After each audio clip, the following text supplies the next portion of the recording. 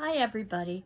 Welcome back to English 112. This is for our class for Thursday, the 3rd of December, where we are talking about poetry, which is what we began last class. And I'm hopeful that you are working on paper number 2, which happens to be on drama. And where we were last class was talking about the idea of defining poetry, which is not an easy thing to do. That was part of the attendance question. And also how to go about reading poetry. And for today's class, I thought we could continue with the conversation about some of the ways that you can approach poetry. Not only can you read poetry and try to interpret it, but you can also read poetry and identify the elements within it. Specifically, things like rhyme, if there's a pattern of rhyme, and that's known as rhyme scheme, or something called meter. In other words, that happens to be the beat that you might be able to hear within a particular poem. And there are two poems that illustrate both rhyme and meter that are in our textbook that I wanted to review very quickly with you. And the first was entitled Waiting for the Storm. Unfortunately, this was a poem that I couldn't find online, but it is in our textbook on page 760 if you have a copy of that book. And it's a fairly short poem. It's only 2 stanzas, which basically means it's very similar to 2 paragraphs. In other words, there's a top part and then there's a bottom part. Each section is supposed to be devoted to a specific topic. And I wanted to read that poem to you the way it would normally be read, just as a poem. And again, it's entitled Waiting for the Storm, 1986 by Timothy Steele. And the poem reads, Breeze sends a wrinkling darkness across the bay. I knelt beneath an upturned boat, and moment by moment felt the sand at my feet grow colder, the damp air chill and spread. Then the first raindrops sounded on the hull above my head.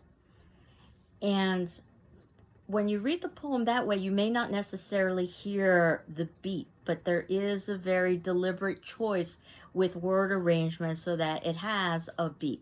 And if I were to read it with the beat, and if you're looking at that poem on page 760, you'll see that it's annotated in a very odd way. It's got accent marks and it's got divisions within the lines to indicate syllables. But if I were to read it based on that, it would read something like, Breeze sent a wrinkling darkness across the bay I knelt, beneath an upturned boat, and moment by moment felt the sand at my feet grow colder, the damp air chill and spread. Then the first rain drop sounded on the hull above my head. And I don't know if you could hear that there's an increase in the beat as the poem progresses. And that's done very deliberately because of the subject of the poem. So if we were to go through this poem and try to paraphrase it or to put it in our own words, it's somebody who's waiting for a storm to appear. And then that explains the title, Waiting for the Storm. And that a breeze sent a wrinkling darkness across the bay. So this person is by a bay. I knelt beneath an upturned boat. So there's a boat that's upturned and they knelt underneath it to protect themselves from the elements.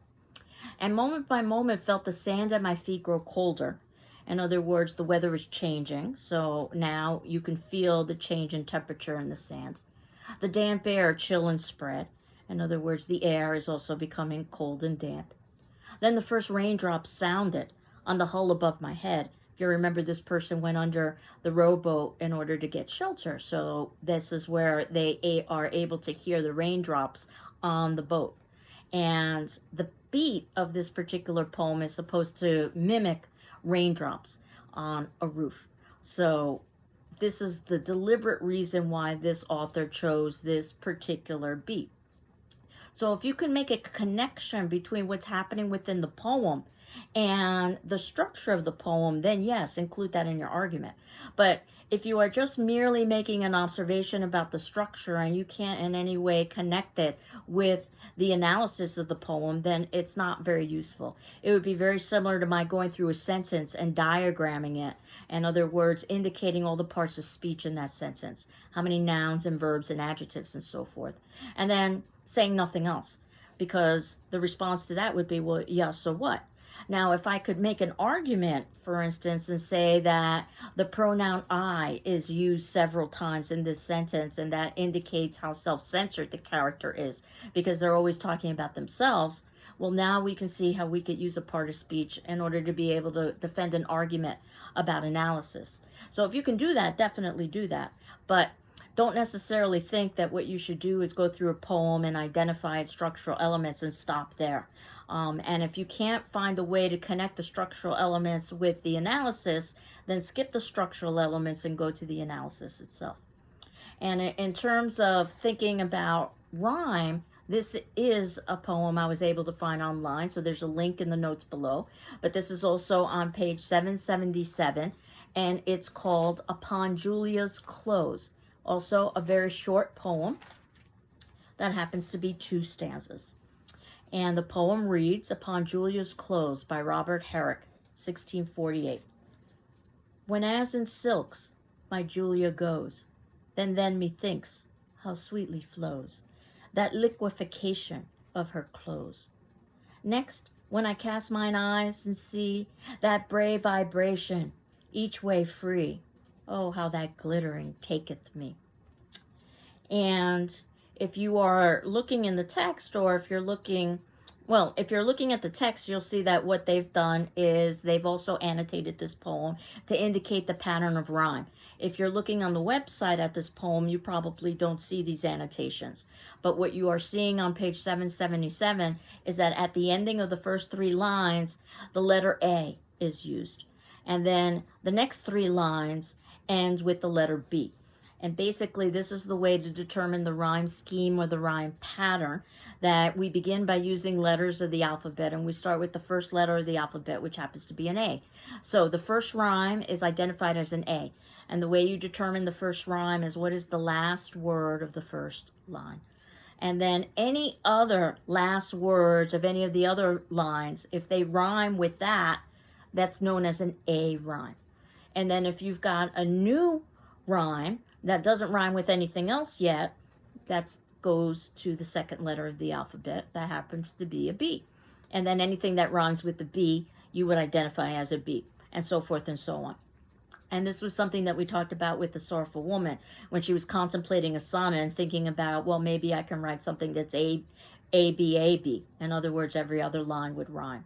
Or A, B, B, A, which means the first and the fourth line would rhyme and the 2 middle lines would rhyme. So in terms of this poem, the rhyme is important because, again, we can make a connection with the subject matter. That the first 3 lines talks about somebody named Julia who is dressed in silk and how sweetly her clothing flows. In fact, it's almost like liquefaction, the way the silk moves on her. So that's the first stanza. That would be represented by the letter A, with the words goes, flows, and close all rhyming together. The second stanza talks about when I cast mine eyes and see that brave vibration each way free, oh, how that glittering taketh me. And the assumption is that in the second stanza, Julia has removed her clothing, and now what this person is commenting on is her nude body. So that would be represented by the rhymes see, free, me, or in other words, those would be the B rhymes. So it makes sense that we've got 2 different rhymes to talk about 2 different states, clothed, unclothed. So again, if you can make a connection, then definitely do so with your analysis. But if not, then it's better just not necessarily to mention much about either the rhyme scheme or the meter or the beat of the particular poem. And there are some suggestions on page 627. If you've got the text, this might be a page that you want to dog ear about how to go about writing about poetry, because when we get to the ending of our poetry section, you will be writing a journal where I'm going to ask you to select 3 poems from the poetry section and write about a page response for each one. And you will be submitting that in before the final, and I should be getting that back to you before you actually take the final so that you could utilize that for your final exam if you wanted, because the bulk of the final 80 points will be on poetry. And basically, I'm going to give you a handful of poems from our poetry unit and ask you to select 2. So it would be 40 points for each poem. And these suggestions, starting on page 627, are great suggestions for how to put together a journal. They're also very good suggestions on how to perhaps answer a question on a final exam about poetry. So here are some of the suggestions. Trying to determine who is the speaker, what is the speaker's age and sex and sensibility. Is the speaker addressing anybody in particular? How do you respond to the speaker, either favorably or negatively? Is there a specific time and setting for this poem? Does reading the poem out loud help you understand it? And I've suggested already that's exactly what you should do. Does a paraphrase reveal the basic purpose of the poem? In other words, trying to summarize it in your own words. What does the title emphasize? Is the theme directly or indirectly stated? Are there any allusions that enrich the poem's meaning? How does the diction or the use of words influence the poem's meaning? Are things repeated, or are there any other puns or other areas of verbal wit? Are figures of speech used? Do objects, places, events, actions have allegorical or symbolic meanings? Again, these are many questions that we asked ourselves with short story and drama as well. Is irony used? Are there examples of situational irony, verbal irony, or dramatic irony? What's the tone of the poem? What sounds are repeated? Do the lines have a regular meter? Does the overall form follow an established pattern? Remember, a poem doesn't necessarily have to have rhyme or have a specific pattern or meter. Is the language of the poem intense and concentrated? And I suggest that's basically what poetry is.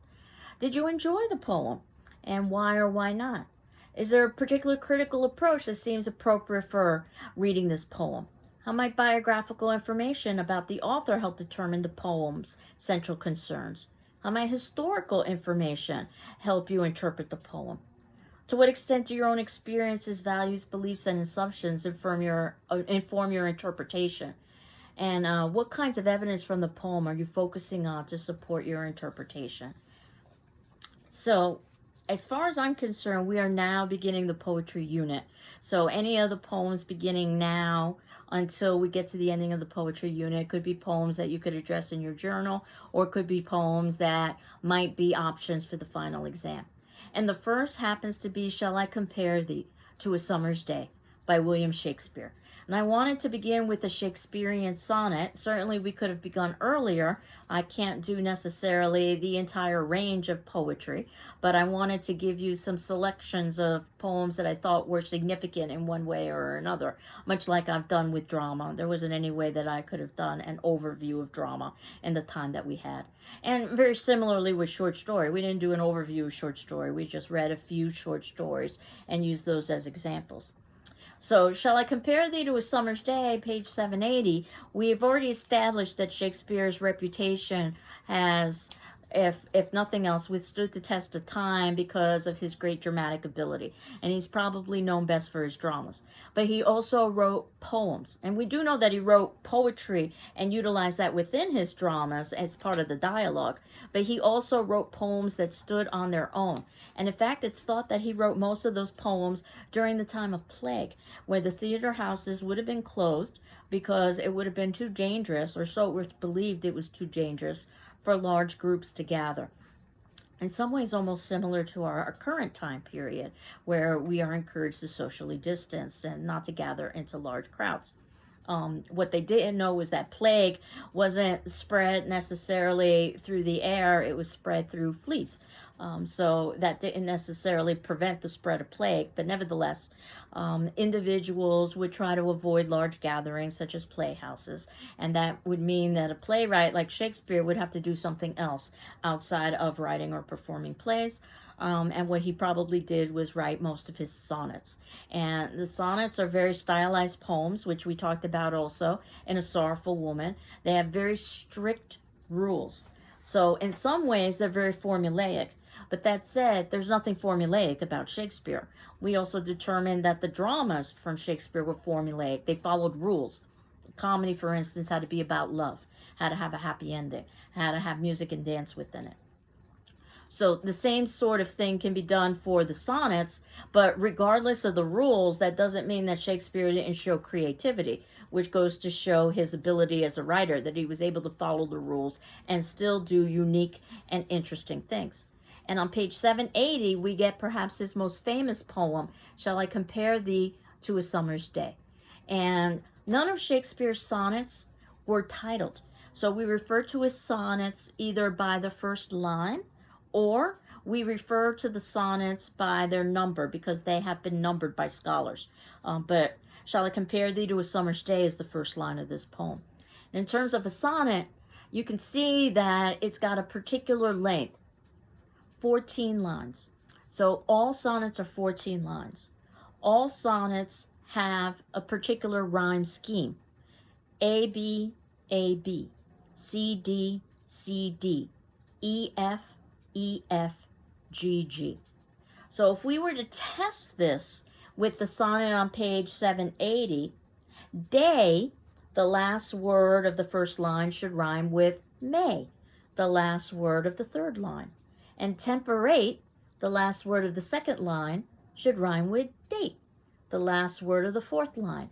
And shine should rhyme with declines, and dimmed should rhyme with untrimmed, and fade should rhyme with shade, and owest should rhyme with growest. And then the last two lines should rhyme together, see and thee. And those last two lines are known as a couplet when two lines rhyme together. And they almost serve like a concluding paragraph in an essay. They kind of tie up everything. So we know that we've got to have 14 lines. We know we've got to have a particular rhyme pattern. A, B, C, D, C, D, E, F, G, G. And we also have to have a 10-syllable line. And if you go through all of the lines, shall I compare thee to a summer's day? That's 10 syllables, and all of them will be 10 syllables. So this is not an easy thing to do. And if we were to read this poem, and I'm going to read it out loud, shall I compare thee to a summer's day? Thou art more lovely and more temperate. Rough winds do shake the darling buds of May, and summer's lease hath all too short a date. Sometime too hot the eye of heaven shines, and often is his gold complexion dimmed, and every fair from fair sometime declines, by chance or nature's changing course untrimmed. But thy eternal summer shall not fade, nor lose possession of that fair thou owest, nor shall death brag thou wanderest in his shade, when in eternal lines to time thou growest. So long as men can breathe or eyes can see, so long lives this, and this gives life to thee. And you're probably going to need to read this poem several times, and if you're still not sure how to proceed, you might want to read the questions that appear at the ending of most of these poems. And the questions at the ending of this poem include, does the shift in tone and subject matter describe the shift in tone and subject matter that begins in line 9? So this is a hint that in line 9 there's a shift. Why is a speaker loved one more lovely than a summer's day? What qualities does he admire in the loved one? 3. What does the couplet, those last two lines, say about the relation between art and love? And 4, which syllables are stressed in the final line, and how do these syllables relate to the line's meaning? However, if you weren't necessarily still sure how to proceed, you could go through it line by line and try to explicate it. In other words, try to determine what's happening within the lines. And what we get in the first line is, shall I, and basically a person is saying, should I compare thee, and thee means you, should I compare you to a summer's day? Or shall I compare thee to a summer's day? And the following lines basically are talking about the way this person is more beautiful than summer. Thou, which means you, art more lovely and more temperate, meaning that this person is more lovely and more temperate, more predictable than the summer is. And then the next lines start to explain that. Rough winds do shake the darling buds of May. One of the reasons why the summer is intemperate is because sometimes it can be windy. And shaking the darling buds of May, we're talking about the flower buds that are being shaken in the month of May. And summer's lease hath all too short a date. In other words, summer doesn't last forever. It goes by too quickly. And I love the idea of the word lease, because when you lease something, it means that you don't own it. You just have it for a particular point in time. Sometime too hot the eye of heaven shines.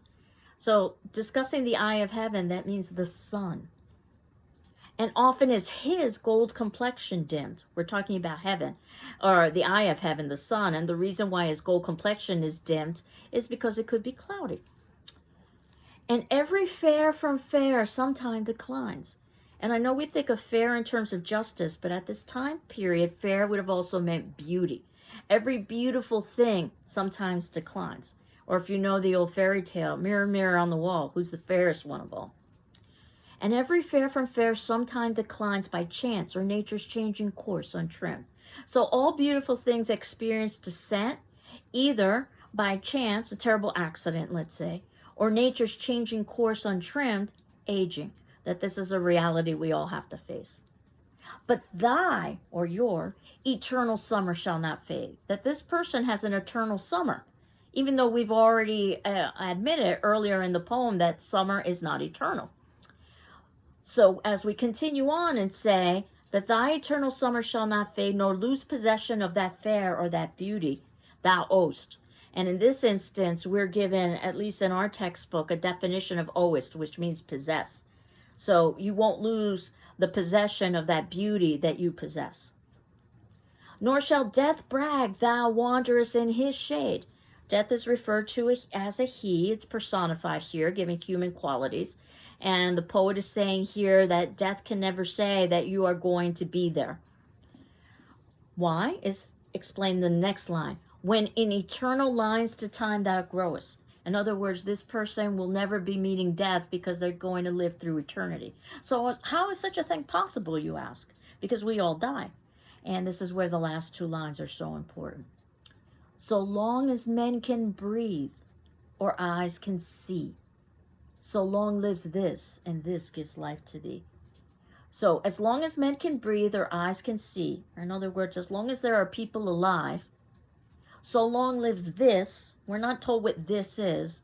So long lives this poem, and this poem gives life to thee. So if I responded to any of your papers by circling a pronoun like it or that, and asking it what, be concrete, unclear pronoun reference. That's what I was meaning, that you used a pronoun in a sentence, but the noun was not clearly indicated in the sentence because the pronoun takes the place of a noun. And you might have said, well, it was obvious based on my construction of the sentence what the pronoun was referencing. But it should still be clear because you should still have that specific noun referenced in the sentence. That's just better writing. In this instance, though, remember, we don't have to follow those rules of academic writing when we're writing creatively. And the line reads, so long lives this, and this gives life to thee. It would be so much easier for us to understand if we read, so long lives this poem, and this poem gives life to thee. But then we would have to sacrifice something like the beat or the 10-syllable line. So the focus of this poem is that as long as this poem exists, then ultimately there will be people who will read it and will still have the experience of it, at least having the description of this person. So this person's memory will live on forever, which is exactly true because here we are in 2020 talking about this person. So this is, in some ways, an indicator of Shakespeare's arrogance, but also an indicator of his insight, because we are reading it many, many years later and appreciating the poem. It also gives an incredible power to the poet. The only thing that can give immortality is God. Oh, and poets, especially Shakespeare. So we're not at all too surprised to see that there would be a little bit of arrogance embedded in Shakespeare's sonnet, because we saw that with A Midsummer Night's Dream as well, when Shakespeare mocked his competition in the play within a play to illustrate just how good of a writer he is. So who was this poem written to? We're not given a specific name, but I can tell you this is probably one of the most commonly misinterpreted poems on the face of the planet. That individuals will read this poem and say this poem was written to a woman. Nowhere are there any indicators of the gender of this particular person. We have thee and thou, which means you. And the assumption is because Shakespeare was male and this appears to be a love poem, that the subject of the poem should be a female.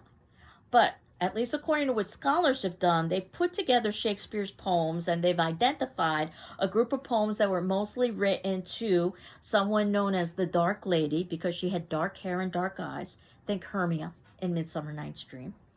And they've identified another group of poems that were written to a young man, probably Shakespeare's patron, the Earl of Southampton. And this very famous poem, Shall I Compare Thee to a Summer's Day, is listed in the group of poems that are thought to have been written to a young man. Now that has led to some speculation. Are there some sort of sensual homoerotic elements in this poem? No.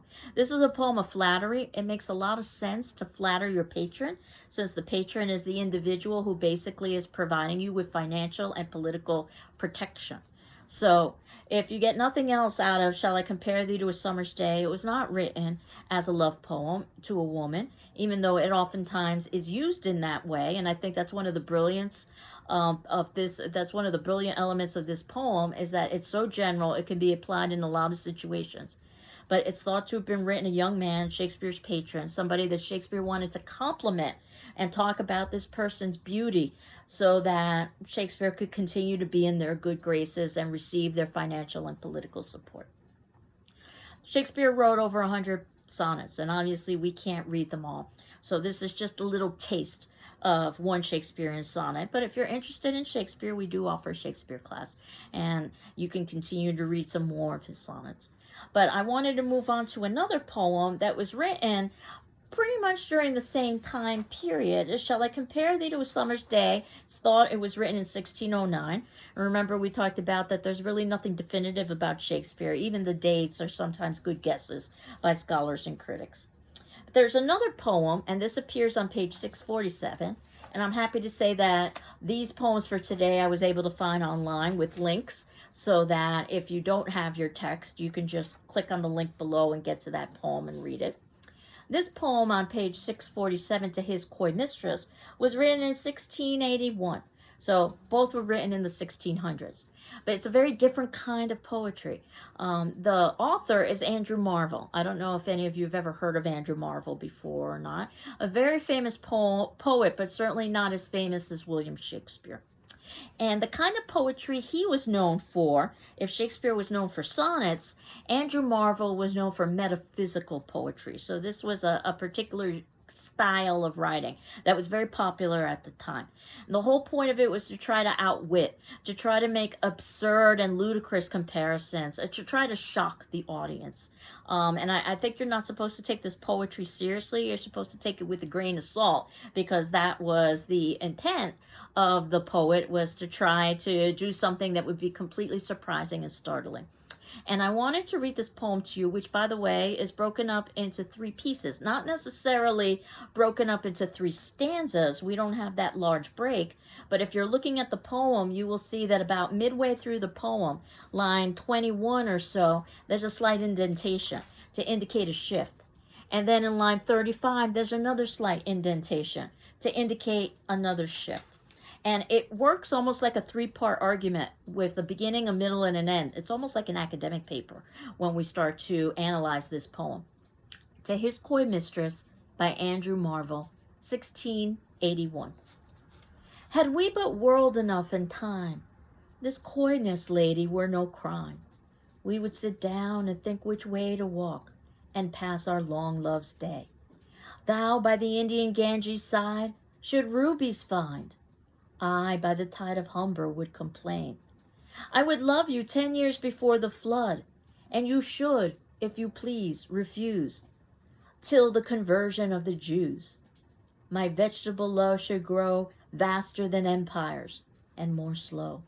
100 years should go to praise thine eyes, and on thy forehead gaze, 200 to adore each breast, but 30,000 to the rest. An age at least to every part, and the last age should show your heart. For, lady, you deserve this state, nor would I love at lower rate. But at my back I always hear time's winged chariot hurrying near, and yonder all before us lie deserts of vast eternity. Thy beauty shall no more be found, nor in thy marble vault shall sound my echoing song. Then worms shall try that long preserved virginity, and your quaint honor turn to dust, and into ashes all my lust. The grave's a fine and private place, but none, I think, do there embrace. Now, therefore, while the youthful hue sits on thy skin like morning dew, and while thy willing soul transpires at every pore with instant fires, now let us sport us while we may, and now, like amorous birds of prey, rather at once our time devour than languish in his slow chapped power. Let us roll all our strength and all our sweetness up into one ball, and tear our pleasures with rough strife through the iron gates of life. Thus, though we cannot make our sun stand still, yet we will make him run. And once again, this is a poem that probably you're going to have to read several times. And if you read the questions at the end, they read, number 1, do you think this carpe diem, which means seize the day or live in the moment now, do you think this carpe diem poem is dated or does it speak to our contemporary concerns? Number 2, this is a 3-part argument. Summarize each of the sections, line 1 through 20, 21 through 32, 33 through 46, which I had already mentioned. What is the speaker's tone in line 1 through 20? How much time would he spend adoring his mistress, and is he sincere? Number 4, how does the speaker's tone change with the beginning of line 21, and what is his view of time? 5, in the final lines, the speaker urges the virgins to go marry. Oh, wait, this is another poem. I'm sorry. In the final lines of Herrick's to the virgins to make much of time. It's a poem we're not reading. But the speaker urges the virgins to go marry.